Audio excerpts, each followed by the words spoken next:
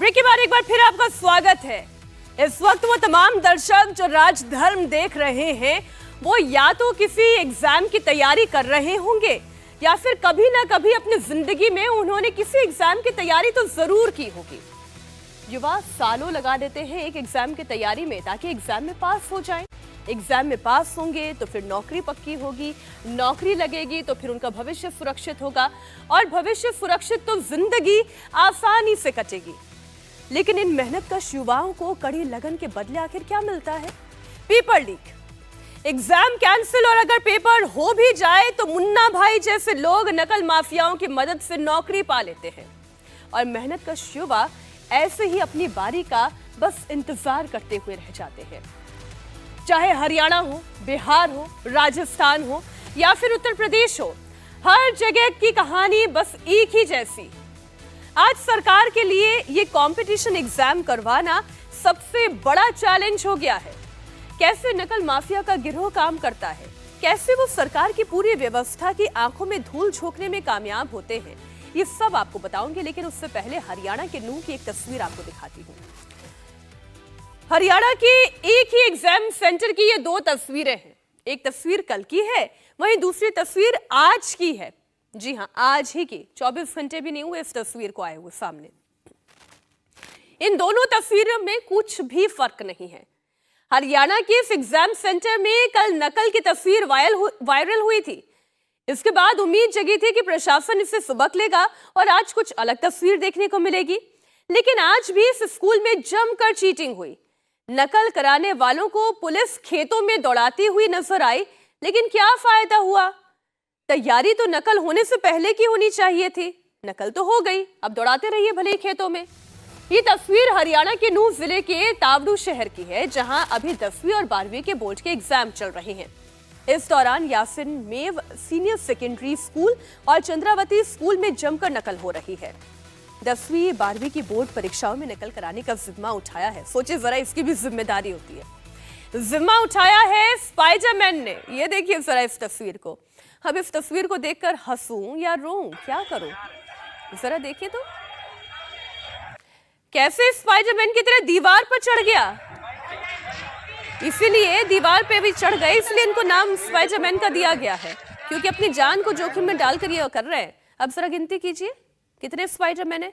1 2 3 4 5 6 7 8 9 10 11 12 Spiderman लगे हुए हैं। रस्सी की मदद से 20 फीट से भी ज्यादा ऊंची दीवारों पर चढ़कर खिड़की से पर्चे फेंक रहे हैं। अपनी जान को जोखिम में डालकर दूसरी मंजिल तक चढ़ गए। कल 10वीं बोर्ड में फिजिकल एजुकेशन का पेपर हो रहा था और इस दौरान नकल की तस्वीरें देखते ही देखते वायरल हो गई। होनी भी थी, इतने सारे स्पाइडरमैन काम पर जो लगे हुए हैं और इतना इंपॉर्टेंट काम कर रहे हैं, चीटिंग करवा रहे हैं। 21वीं शताब्दी में इस तरह खुलेआम नकल हो, एग्जाम के नाम पर बच्चों से खिलवाड़ हो तो चिंता होना तो लाजमी है। कल चीटिंग की तस्वीरें वायरल होने के बाद प्रशासन को सतर्क हो जाना चाहिए था। आज ये कम से कम तस्वीरें नहीं आनी चाहिए थी। लेकिन या तो प्रशासन नकल रोकने के लिए गंभीर नहीं है या फिर पुलिस सीरियस नहीं है। दोनों में से कोई एक तो नॉन सीरियस है, पक्का है। आज हमारे संवाददाता मनीष प्रसाद जब नूह के चंद्रावती स्कूल में पहुंचे तो कल जैसा ही नजारा दिखाई दिया। जैसे ही मनीष प्रसाद अपने कैमरे के साथ स्कूल प्रीमाइसेस में दाखिल हुए, नकल कराने वाले दौड़ पड़े, भगदड़ मच गई वहां पर।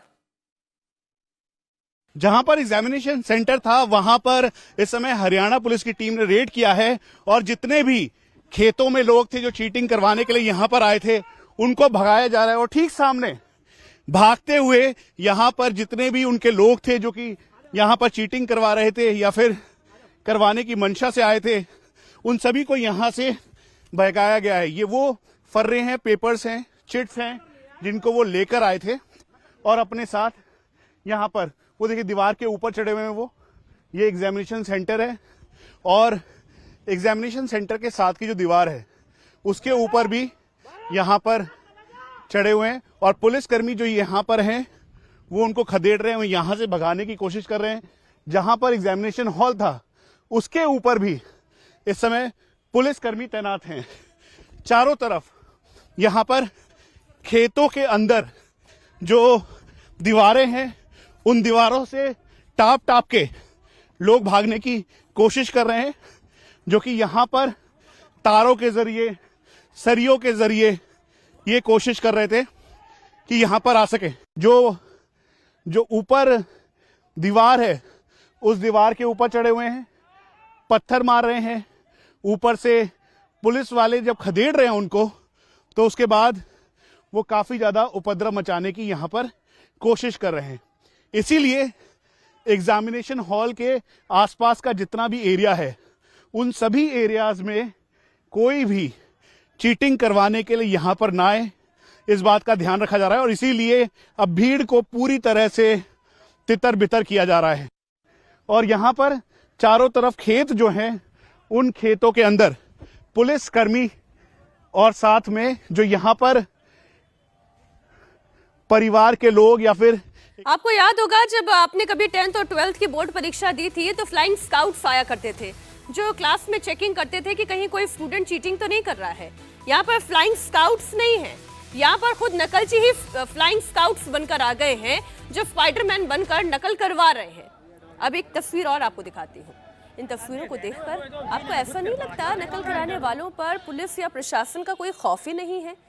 केवल चंद्रावती स्कूल में ही नकल नहीं हो रही है, आज दूसरे स्कूल्स में भी ऐसी ही तस्वीरें नजर आ रही हैं। नूह का यासीन में सीनियर सेकेंडरी स्कूल हो, ग्रीनफील्ड स्कूल हो, कंट्री ग्रामर स्कूल हो, जमकर नकल हो रही है।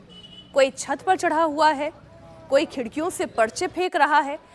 आज 10वीं बोर्ड में इंग्लिश के पेपर चल रहे हैं। नकल की ये तस्वीरें इसी दौरान की हैं। न सिर्फ लड़के बल्कि लड़कियां भी नकल कराते हुए नजर आ रही है। आपको हैरानी नहीं होनी चाहिए, लेकिन हैरानी तो होती है ना। इन स्कूलों के बाहर पुलिस नजर नहीं आती है। देखिए, एक पुलिस आपको नजर नहीं आएगी। ये तो आपने हरियाणा की नूह की तस्वीरें देखी। अब बात जरा राजस्थान की कर लेते हैं। राजस्थान के पेपर लीक मामले की, जहां भजनलाल सरकार के लिए युवाओं के भविष्य के खिलवाड़ करने वाले लोगों के खिलाफ एक्शन उन्होंने शुरू कर दिया है। 2021 में हुए एसआई भर्ती परीक्षा मामले में पुलिस ने 15 ट्रेनी एसआई को गिरफ्तार किया। गहलोत सरकार के दौरान हुए मामले की जांच करते हुए पुलिस ने टॉपर नरेश बिश्नोई को गिरफ्तार कर लिया है। यह बड़ा खुलासा हुआ है। सरकारी नौकरी के लिए युवा दिन रात मेहनत करते हैं, लेकिन ये नकल माफिया पेपर लीक कराकर 1 सेकंड में उन सभी के सपनों को चकनाचूर कर देते हैं, पानी फेर देते हैं। 895 पदों पर हुए परीक्षा में 7,95,000 से ज्यादा परीक्षार्थियों ने पेपर दिए थे, लेकिन इन परीक्षाओं में पैसे देकर डमी कैंडिडेट की मदद से वो छात्र कामयाब हो गए जो कहीं से भी ये पोस्ट डिजर्व नहीं करते थे, ये नौकरी डिजर्व नहीं करते थे। सब इंस्पेक्टर भर्ती 2021 की लिखित परीक्षा में हुए फर्जीवाड़े की परतें अब पूरी तरह से खुलने लगी है। पेपर लीक मामलों के खुलासे के लिए गठित एसआईटी की टीम से जब कड़ी से कड़ी जुड़ी तो 1 दर्जन से ज्यादा चयनित सब इंस्पेक्टर गिरफ्तार किए गए। कई ट्रेनी सब इंस्पेक्टर अब भी एसओजी के रेडार पर हैं। पुलिस ने इस मामले में एग्जाम के टॉपर नरेश बिश्नोई को भी गिरफ्तार कर लिया। सोचिए जरा, जो टॉपर था वो भी 1 नंबर का नकलची था। 2021 में राजस्थान एसआई भर्ती का टॉपर नरेश युवाओं का रोल मॉडल था। राजस्थान पुलिस एकेडमी में ट्रेनिंग करने वाले नरेश को लेकर जांच में धांधली के इनपुट मिले तो पुलिस उसके पीछे लग गई। नरेश बिश्नोई को जैसे ही इसकी भनक लगी तो वो एकेडमी छोड़कर फरार हो गया। पुलिस ने छापेमारी कर उसे बाड़मेर से आखिरकार गिरफ्तार कर लिया है। चेहरा आपके सामने है। जांच टीम गिरफ्तार किए गए आरोपियों से पूछताछ में जुटी हुई है। पुलिस अधिकारियों का कहना है कि पूछताछ में पेपर लीक के लिए किए गए कई तरह के फर्जीवाड़े की जानकारियां आई है। आरपीएससी की ओर से आयोजित एग्जाम में कामयाब हुए अभ्यर्थियों के एडमिट कार्ड और साइन का मिलान किया जाएगा। पुलिस को उम्मीद है कि जांच में कई और गड़बड़ियां सामने आ सकती हैं। पुलिस के मुताबिक पेपर के लिए नकल माफियाओं ने 20 लाख रुपए तक के कैंडिडेट से लिए थे। सोचिए जरा, एक कैंडिडेट से 20 लाख रुपए कितना कमाया होगा। 670 ट्रेनी अधिकारियों में से 25 पर धांधली का आरोप है। अब पुलिस अरेस्ट किए हुए 15 ट्रेनी अधिकारियों से पूछताछ में जुटी हुई है। आपको बताते हैं कि युवाओं के रोल मॉडल और एसआई एग्जाम में टॉपर नरेश बिश्नोई का राज कैसे खुला।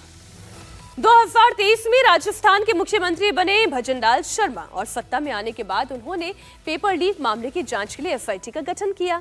एसआईटी ने इस मामले में ताबड़तोड़ छापेमारी करते हुए सबसे पहले जगदीश बिश्नोई को गिरफ्तार किया। जगदीश ने फिर नरेश का नाम लिया।